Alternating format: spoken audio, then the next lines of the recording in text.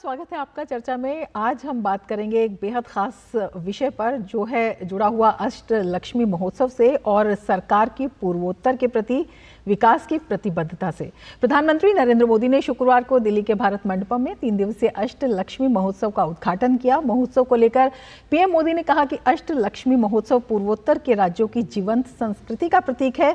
PM ने कहा कि ये पहला और अनोखा आयोजन है जब इतने बड़े स्तर पर नॉर्थ ईस्ट में निवेश के द्वार खुल रहे हैं। उन्होंने कहा कि ये नॉर्थ ईस्ट के किसानों, कारीगरों और शिल्पकारों के साथ साथ दुनिया भर के निवेशकों के लिए भी बेहतरीन अवसर है। प्रधानमंत्री ने यह भी कहा कि 21वीं सदी पूर्व की है, भारत की है, पूर्वोत्तर भारत की है और ऐसे में अष्टलक्ष्मी का महत्व काफी अहम है। अष्टलक्ष्मी महोत्सव नॉर्थ ईस्ट के बेहतर भविष्य का उत्सव है। ये विकास के नूतन सूर्योदय का उत्सव है जो विकसित भारत के मिशन को गति देने वाला है। आज नॉर्थ ईस्ट में इन्वेस्टमेंट के लिए इतना उत्साह है। बीते एक दशक में हम सब ने नॉर्थ ईस्ट रीजन के विकास की एक अद्भुत यात्रा देखी है, लेकिन यहां तक पहुंचना सरल नहीं था। नॉर्थ ईस्ट के राज्यों को भारत की ग्रोथ स्टोरी के साथ जोड़ने के लिए हमने हर संभव कदम उठाए हैं। लंबे समय तक हमने देखा है कि विकास को भी कैसे वोटों की संख्या से तोला गया। नॉर्थ ईस्ट के राज्यों के पास वोट कम थे, सीटें कम थी, इसलिए पहले की सरकारों द्वारा वहां के विकास पर भी ध्यान नहीं दिया गया। ये अटल जी की सरकार थी जिसने नॉर्थ ईस्ट के विकास के लिए पहली बार अलग मंत्रालय बनाया। पीएम ने यह भी कहा कि लंबे समय तक पूर्वोत्तर क्षेत्र को वोटों की संख्या से तोला गया, लेकिन जब से केंद्र में एनडीए की सरकार बनी तब से उन्होंने दिल्ली से और दिल से दूरी के भाव को कम करने का भी प्रयास किया है। नॉर्थ ईस्ट के राज्यों को भारत की ग्रोथ स्टोरी के साथ जोड़ने के लिए हमने हर संभव कदम उठाए। लंबे समय तक हमने देखा है कि विकास को भी कैसे वोटों की संख्या से तोला गया। नॉर्थ ईस्ट के राज्यों के पास वोट कम थे, सीटें कम थी, इसलिए पहले की सरकारों द्वारा वहां के विकास पर भी ध्यान नहीं दिया गया। ये अटल जी की सरकार थी जिसने नॉर्थ ईस्ट के विकास के लिए पहली बार अलग मंत्रालय बनाया। और पूर्वोत्तर के 8 राज्यों को अष्टलक्ष्मी यानी कि समृद्धि के 8 रूप कहा जाता है, जो भारत के सांस्कृतिक, सामाजिक और आर्थिक ताने बाने में महत्वपूर्ण योगदान देते हैं। तो आइए आपको पहले दिखा देते हैं कि कैसे इस पहले और अनूठे अष्टलक्ष्मी महोत्सव में पूर्वोत्तर की समृद्ध सांस्कृतिक विरासत की झलक देखने को मिल रही है। राजधानी दिल्ली में पहले अष्टलक्ष्मी महोत्सव का आयोजन किया गया है और उत्तर पूर्व भारत की बेहद खूबसूरत झलक आपको यहां देखने को मिल रही है। उत्तर पूर्व भारत के जीवंत रंगों और गतिशील संगीत से गूंज उठा है दिल्ली का भारत मंडपम, जहां आयोजन किया जा रहा है पहले अष्टलक्ष्मी महोत्सव का। इसमें 8 पूर्वोत्तर राज्यों के सांस्कृतिक और आर्थिक ताने बाने को प्रदर्शित किया गया है।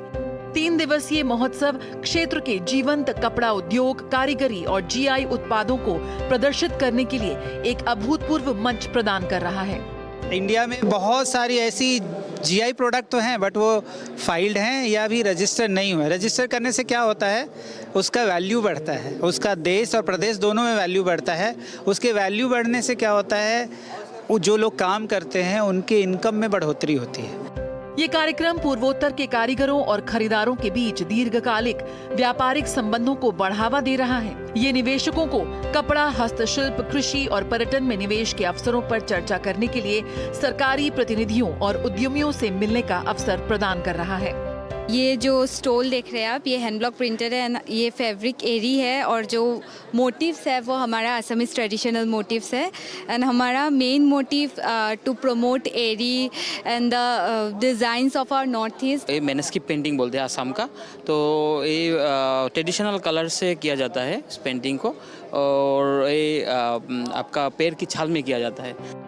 पूर्वोत्तर भारत के उत्पाद आज दुनिया के हर बाजार तक पहुंच रहे हैं। सिर्फ पूर्वोत्तर भारत में मिलने वाला मोगा और एरी सिल्क कैसे बनाया जाता है, ये भी महोत्सव में प्रदर्शित किया गया है। मोगा सिल्क, इसका जीआई भी मिला हुआ है और ये आसाम में सिर्फ, पूरे दुनिया में सिर्फ आसाम में ही बनता है। इसका प्रोसेस शुरू होता है, ये बेसिकली वाइल्ड सिल्क है, ये बनिया सिल्क बोलते हैं। ये प्रोसेस शुरू होता है, ये पूरा लाइव डेमोन्स्ट्रेशन है। ये आपका जो बटरफ्लाई है, ये कोकन से बटरफ्लाई बनने के बाद इसका जो एग्स हैं, एग से हमारा ये कैटरपिलर निकलते हैं। हम लोग का लोकल रैपर ना गल्ला, इसे गल्ला कहते हैं, और ये भी दिस वन ऑल्सो गल्ला, और ये कोड है जो हम लोग का लोकल हैंडमेड है। यकीनन ये महोत्सव प्रधानमंत्री मोदी के उद्यमशीलता, क्षमता और वैश्विक पहुंच के माध्यम से क्षेत्र के विकास के दृष्टिकोण का परिणाम है। Jaya Sinha, DD news, Delhi. तो ये महोत्सव अपने आप में अनूठा है। ये जश्न है पूर्वोत्तर की संस्कृति के पोटेंशियल का, वहाँ की सामर्थ्य का, और किस तरह से वहाँ की ग्रोथ स्टोरी, भारत की ग्रोथ स्टोरी को आगे बढ़ाएगी। इसी पर हम चर्चा करेंगे। हमारे साथ दो खास मेहमान जुड़े हुए हैं। हमारे साथ के झुंझुनवाला जुड़े हुए हैं, जो कि editor in chief eastern panorama Shillong के हैं, और हमारे साथ डॉक्टर नुपुर तिवारी जुड़ी हुई हैं, जो special director national tribal research institute से है। अपने दोनों ही मेहमानों का हम स्वागत करते हैं। नुपुर जी, आपके पास सबसे पहले आना चाहेंगे और आपसे जानना चाहेंगे, अपने आप में ये जो महोत्सव है ये अलग है, पहली बार हो रहा है। किस तरह से ये नॉर्थ ईस्ट का जो पोटेंशियल है तमाम क्षेत्रों में, उसको एक बड़ा मंच है, और कितना ज़रूरी है उसको जानना, देश के लिए भी, दुनिया के लिए भी? ये बहुत ही खुशी की बात है कि इतना बड़ा प्रोग्राम और नॉर्थ ईस्ट का इतना बड़ा प्रोलिफरेशन दिल्ली में हो रहा है। इसे अष्टलक्ष्मी जैसे आपने कहा, इसे नाम दिया गया है। इसकी 6 से 8 तक इस दिवस को मनाया जा रहा है। अरुणाचल प्रदेश, असम, मणिपुर, मेघालय, मिजोरम, नागालैंड, सिक्किम और त्रिपुरा, ये पूरे 8 जो स्टेट हैं, इसे महालक्ष्मी जैसे कहते हैं, उसका एक दर्जा दिया गया है। इनकी जितनी भी कल्चरल इसकी ट्रेडिशंस, कल्चर और इनकी जो आप हस्तकरघा है और इनके कपड़े हैं और वीवर्स हैं, साथ में इनकी जो कल्चरल प्रोलिफरेशन है, इनको एक ग्लोबल मार्केट यहाँ पर मिलेगा। इतना बड़ा प्लेटफॉर्म इन्हें दिया गया है जिसमें ये अपनी एक तरह से प्रदर्शनी जो है इसे निकालेंगे, और एंटरप्रेन्योर्स है, बायर्स से मिलेंगे, एक प्लेटफॉर्म मिलेगा। तो ये सिर्फ कल्चरल प्रोलिफरेशन के साथ इसमें एक सबसे बड़ी बात है कि इनको इतना बड़ा एक प्लेटफॉर्म दिया जा रहा है, और पूरा का पूरा नॉर्थ ईस्ट आकर के एक दिल्ली में अपनी नुमाइश इन्होंने लगाई है। इसमें इकोनॉमिक प्रोग्रेस इतना बड़ा उसमें होने वाला है, और जो हमारे कंट्री का है, जिसे आप कह सकते हैं इकोनॉमिक ग्रोथ में, ये बहुत बड़ा एक हाथ इसमें भी होगा। बिल्कुल। झुंझुनवाला जी, आपके पास आना चाहेंगे और आपसे जानना चाहेंगे कि जब इतना बड़ा एक मंच मिलता है, निवेश के द्वार खुलते हैं, तो किस तरह से जो वहाँ के किसान हैं, जो वहाँ के कारीगर हैं, और जो वहाँ के इस तरह के लोग हैं जो शिल्पकार हैं, जो चाह रहे थे लंबे समय से कि वहाँ की जो वस्तुएं हैं वो बाहर आनी चाहिए, वहाँ की जो संस्कृति है, वहाँ का जो पोटेंशियल है वो बाहर आना चाहिए, अब उनकी संभावनाओं को कैसे पर लगे हैं? सर्वप्रथम तो मैं कहना चाहूँगा कि प्रधानमंत्री श्री नरेंद्र मोदी जी 62 बार नॉर्थ ईस्ट आ चुके हैं, और उन्होंने ये प्रयास किया लास्ट 10 साल में कि नॉर्थ ईस्ट न दिल से दूर है न दूरियां दूर है। जबकि हकीकत ये है कि नॉर्थ ईस्ट एक छोटी सी चिकन नेक से पूरे भारत के साथ जुड़ा हुआ है, और 98% इसकी बॉर्डर्स इंटरनेशनल बॉर्डर है। उस दृष्टिकोण से देखा जाए तो ये जो प्रदर्शनी लगी है दिल्ली में, सबसे बड़ा काम जो ये करेगी, एक प्रचार का काम करेगी, लोगों को नॉर्थ ईस्ट के विषय में जानकारी होगी। और इस प्रदर्शनी के अंदर एक इन्वेस्टर्स मीट भी रखी गई है, जहां पर बायर्स एंड सेलर्स दोनों मिलेंगे। उससे नॉर्थ ईस्ट में और अधिक इन्वेस्टमेंट भी आएंगे। जहां तक हैंडीक्राफ्ट्स का सवाल है, जब नॉर्थ ईस्ट को जब हम शोकेस किया गया है, पहली बार शोकेस किया गया है और इतने बड़े रूप से किया गया है, इससे वहाँ लोगों के अंदर जिज्ञासा बढ़ेगी और वो नॉर्थ ईस्ट विजिट करना चाहेंगे। उससे जो टूरिज्म के माध्यम से जो हमारी बेनिफिट्स होते हैं, जैसे हैंडीक्राफ्ट्स बिकेंगे, और बाकी 70-80 किस्म की ऐसी इकोनॉमिक एक्टिविटीज़ है जो टूरिज्म की डेवलपमेंट होने से होती है और उसका बेनिफिट वहाँ के लोगों को मिलेगा। और इकोनॉमिक डेवलपमेंट के दृष्टिकोण से भी, कल्चरल डेवलपमेंट के दृष्टिकोण से भी ये एक महत्वपूर्ण कदम है और ये हर साल सरकार को ऑर्गेनाइज करना चाहिए, कभी दिल्ली में, कभी मद्रास में, कभी बॉम्बे में, बड़े बड़े शहरों में, विभिन्न इलाकों में, ताकि डेवलपमेंट की जो प्रतिक्रिया है वो बहुत तेजी से आगे बढ़े। बिल्कुल, विकास को देखते हुए टूरिज्म की आपने बात की और इसके साथ ही ट्रेडिशन की आपने बात की। आपसे जानना चाहेंगे डॉक्टर नूपुर कि नॉर्थ ईस्ट को तो इससे फ़ायदा होगा ही, लेकिन जो निवेशक हैं, दुनिया भर के निवेशक हैं, उनको वहाँ पर क्या मिलने वाला है? उनके लिए भी कितना बड़ा ये एक मंच है जब हम संसाधनों की बात करते हैं, मानव संसाधनों की भी बात करते हैं, क्योंकि नॉर्थ ईस्ट में जो अगर प्राकृतिक संसाधन हैं वो उनका बाहुल्य जो है वो किसी से छिपा नहीं है। देखिए, इसमें जैसे कुछ चीज़ें मैं बताऊंगी कि ये फ्यूजन है आपके कल्चर का, बिजनेस का, फैशन का, 3 चीज़ों का एक बहुत ही बड़ा फ्यूजन यहाँ पर हो रहा है। आप छोटी सी चीज़ लीजिए, जैसे आसाम से आपकी मुगा सिल्क है, इरा सिल्क है, तो ये सब चीज़ों का लाइव डिमॉन्स्ट्रेशन हो रहा है। इसमें सभी जो शायद कितने लोग नहीं जानते इन सब चीज़ों के बारे में कि ये क्या है, और इतनी इसकी हाई पोटेंशियल है कि और इतने ऑर्गेनिक ये सब चीज़ें होती हैं कि जब इसको दिखाया जाएगा, देखेंगे, तो अपने आप इसकी पोटेंशियल काफ़ी ही बढ़ेगी। इसमें आर्टिजन्स हैं, वीवर्स हैं, एंटरप्रेन्योर्स हैं, ग्लोबल मार्केट है, लोग जो बायर्स एंड सेलर्स जो आ रहे हैं। इसके अलावा आप देखें कि एक कॉन्क्लेव भी इसमें रखा जाएगा, बायर सेलर्स की मीट है, इन्वेस्टमेंट राउंड टेबल्स हैं, और इसके साथ fashion show, design shows, conclaves हैं। तो इन सभी चीज़ों के साथ एक सामंजस्य की तरह इतना बढ़िया काम होने वाला, जो ऑलरेडी हो रहा है, चूँकि इसकी शुरुआत माननीय प्रधानमंत्री जी ने कर दी है। तो it's a very big platform जिस पर सारी चीज़ें एक साथ मिल रही हैं। बिल्कुल, एक बड़े विजन के साथ जो है सरकार आगे बढ़ रही है, एक दूरदर्शिता के साथ आगे बढ़ रही है, एक बड़ी सोच के साथ।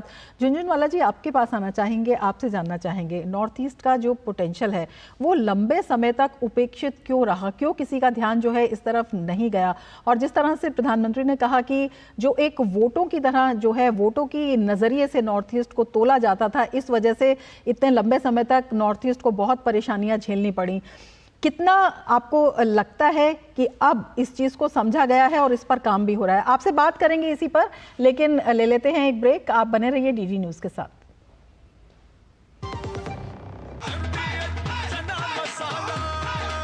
अब छोलिया हो या लोबिया, सफेद चने या काले चने, सब कुछ मजेदार बने। पापा ने कहा इंजीनियर बनूं, बन गया। हस्बैंड बनूं, वो भी बन गया। पर मूर्ख बनो तो कहा ही नहीं।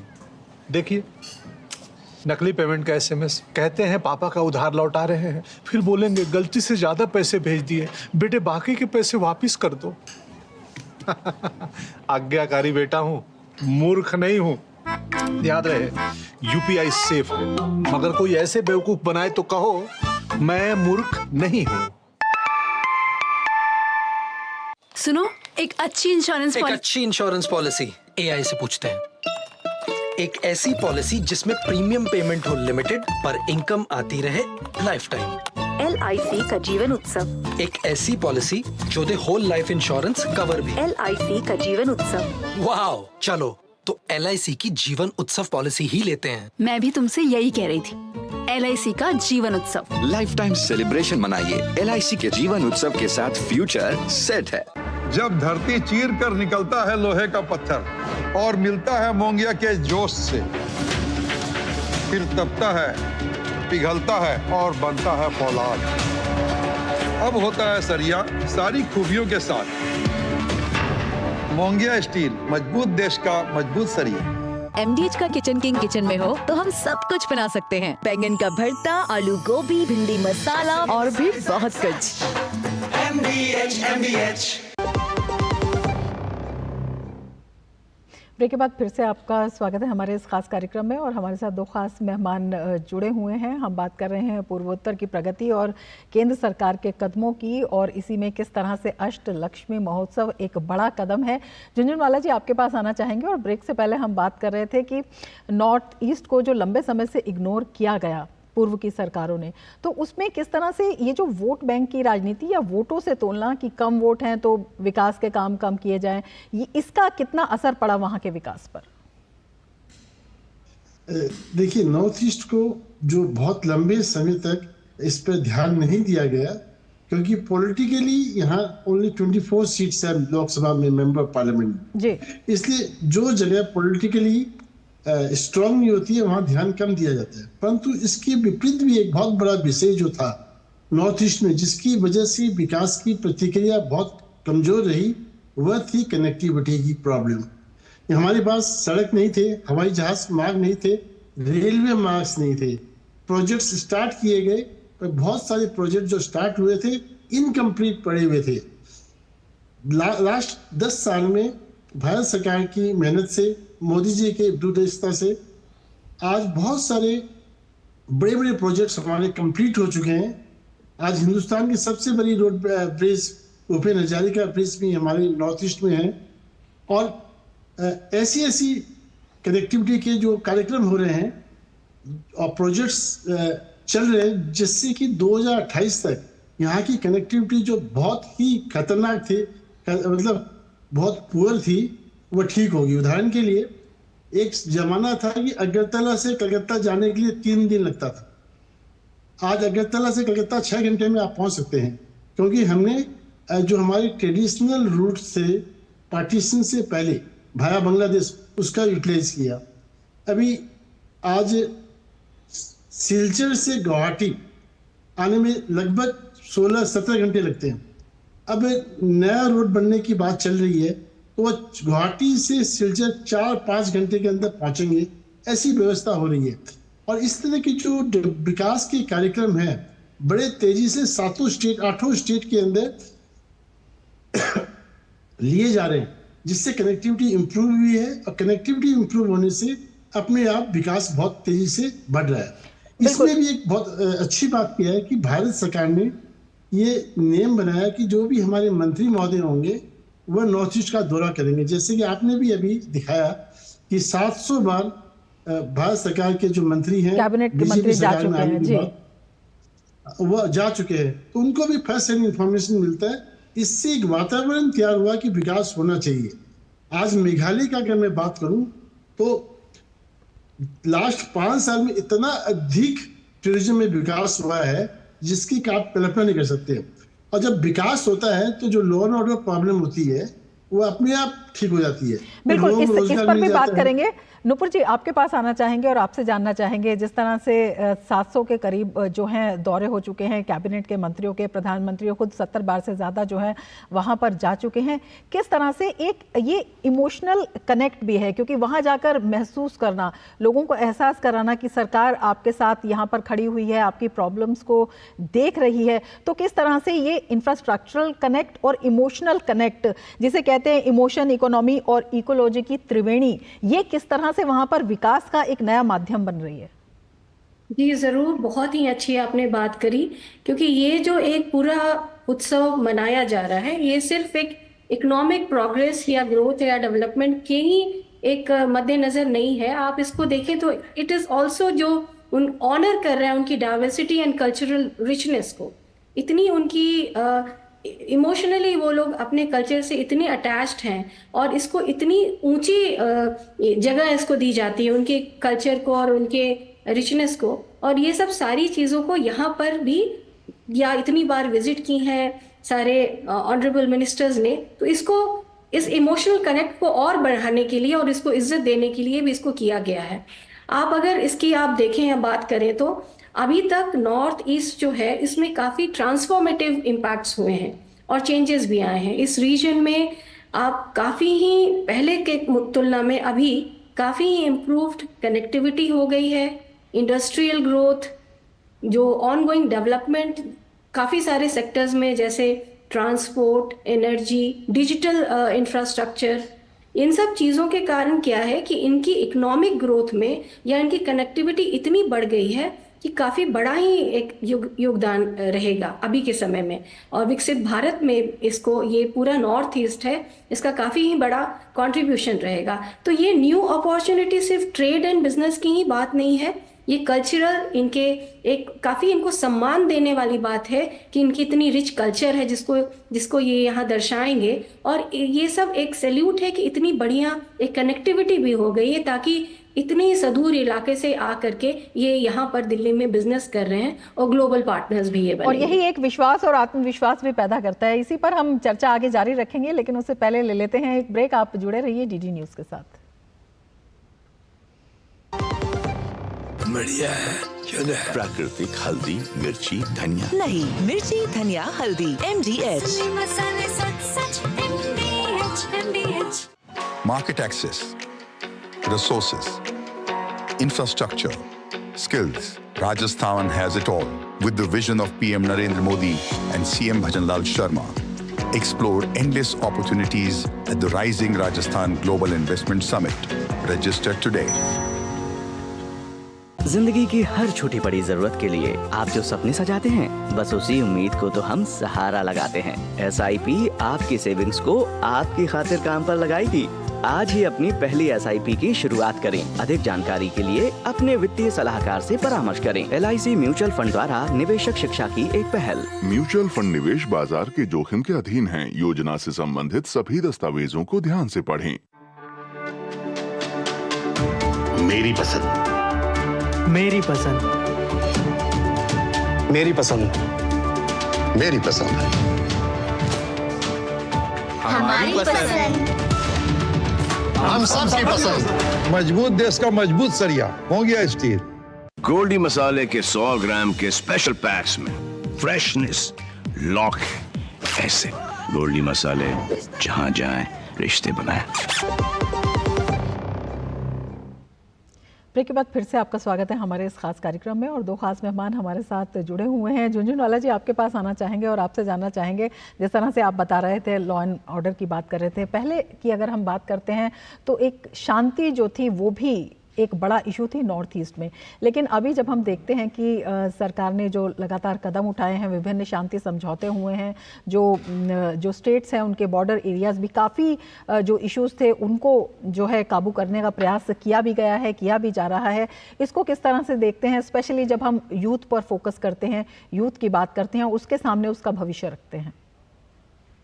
देखिए, ये बात एकदम सच है कि आज से 15 साल 20 साल पहले नॉर्थ ईस्ट विभिन्न समस्याओं से जूझ रहा था, और नॉर्थ ईस्ट में लोगों का माइंडसेट ये था कि जो बाहर के लोग हैं, जो नॉर्थ ईस्ट के इंडिजिनस पीपल नहीं है, उनके प्रति उनकी भावना बहुत ही नेगेटिव थी, क्योंकि उनके पास रोजगार नहीं था और उनके मन में हमेशा ये डर रहता था कि हमारा जो रोजगार है वो ये लोग कर रहे। तो आज वो परिस्थिति बदली है और लोगों के अंदर जो नेगेटिविटी से हटकर पॉजिटिविटी में जो कन्वर्ट हुआ है, माइंडसेट को जो चेंज किया गया है कि डेवलपमेंट होना चाहिए। तो यहाँ के नेता हैं, पॉलिटिकल पार्टीज के नेता हैं या ब्यूरोक्रेट्स है, जो भी है, उन सभी का जो माइंडसेट जो सरकार ने 10-11 साल में चेंज करने की जो कोशिश की है, उसकी वजह से शांति भी बनी है और डेवलपमेंट भी हुआ है। एक छोटा सा उदाहरण मैं आपको देना चाहूँगा। जैसे मन की बात में प्रधानमंत्री जी ने एक बार हमारे डाउकी में जो क्लीनेस्ट रिवर है उसके विषय में रेफरेंस दिया। अब उससे एक छोटा सा स्टेटमेंट प्रधानमंत्री जी का एक कार्यक्रम के अंदर, उससे फायदा ये हुआ कि उस एरिया में कई और नए होटल्स बन गए, नई गेस्ट हाउस बन गए, या जो लोगों ने घर में अपना पेइंग गेस्ट हाउस बना दिया। तो इकोनॉमिक एक्टिविटीज वहाँ में बहुत अच्छी बन गई। एक जमाना था जब यहाँ में रेलवे का विरोध आज भी चल रहा है, कनेक्टिविटी का भी विरोध चल रहे थे। आज वही प्रांत के अंदर लोग गवर्नर ऑफ मेघालय के पास गए कि हमारे चेरापूंजी, जहाँ पर दुनिया में सबसे अधिक बरसात होती है जी, हम आपको जमीन फ्री में देंगे, आप वहाँ एयरपोर्ट बनाइए। आप देखिए, आज से 5 साल पहले वहां सिर्फ 2 होटल हुआ करती थी, आज 400 से अधिक वहां गेस्ट हाउस है जी, और in private sectors 10 room 8 room 7 room सबके। तो ये इस हिसाब से वहां में डेवलपमेंट का काम चल रहा है। और ये जो विकास है, ये जो आर्थिक गतिविधियां हैं, दुनिया, देश ही नहीं बल्कि दुनिया से इसे जोड़ने का काम भी सरकार करे। नूपुर जी, बहुत छोटी सी प्रतिक्रिया आपसे लेना चाहेंगे। G20 के दौरान जो है आईमेक विजन जो है देश के सामने रखा था भारत ने, जिसमें Bharat middle east Europe corridor Bharat के नॉर्थ ईस्ट को दुनिया से जोड़ेगा। तो ये अपने आप में कितना महत्वपूर्ण है और कितनी विकास की धारा जो है अब वैश्विक स्तर पर भी बहती हुई दिखाई देगी?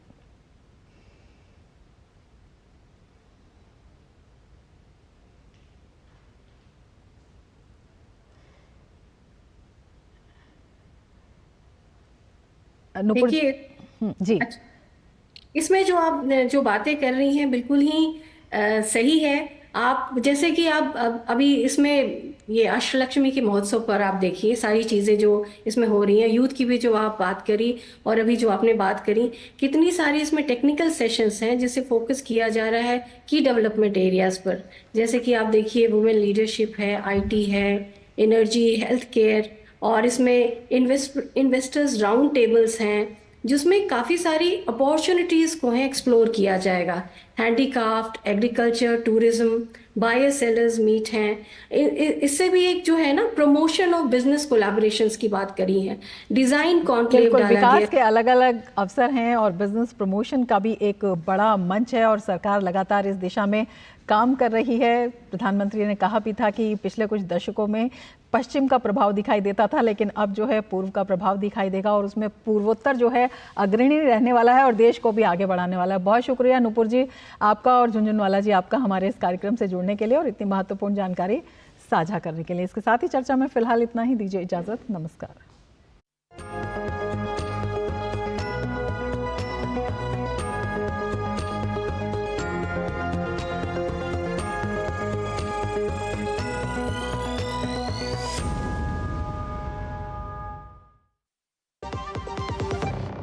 पापा ने कहा इंजीनियर बनो, बन गया।